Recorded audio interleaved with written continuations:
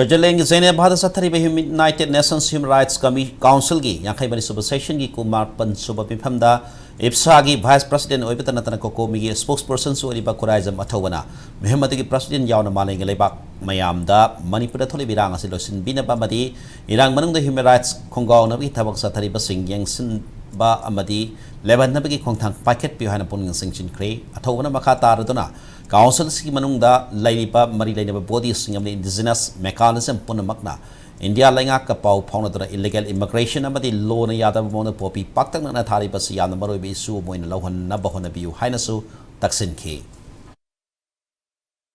Mr. President, today we draw your attention to a grave and urgent situation faced by the indigenous people of Manipur, India. These indigenous communities stand on the brink of a dire conflict initiated by cross-border narco-terrorist groups. This conflict has resulted in a tragic toll of over 200 lives lost and the destruction of approximately 5,000 homes, leaving 60,000 people homeless. Given these distressing circumstances, the peace-loving people of Manipur earnestly appeal to the indigenous mechanism and other relevant bodies within this council to facilitate communications with the government of India, to prioritize the pressing issues of illegal immigration and the widespread illicit cultivation of opium poppies covering an area exceeding of tens of thousands of acres in the hills of Indo-Myanmar borderland, particularly in Manipur, to urge the competent agencies and parties to take urgent initiatives by relevant mandates to address the gross violations of the human rights in the ongoing violence in Manipur, to recognize the menace of narco-terrorism and emerging new golden triangle and its far-reaching consequences on the long-standing ethnic harmony, economic stability and ecological well-being of the indigenous people in Manipur and Western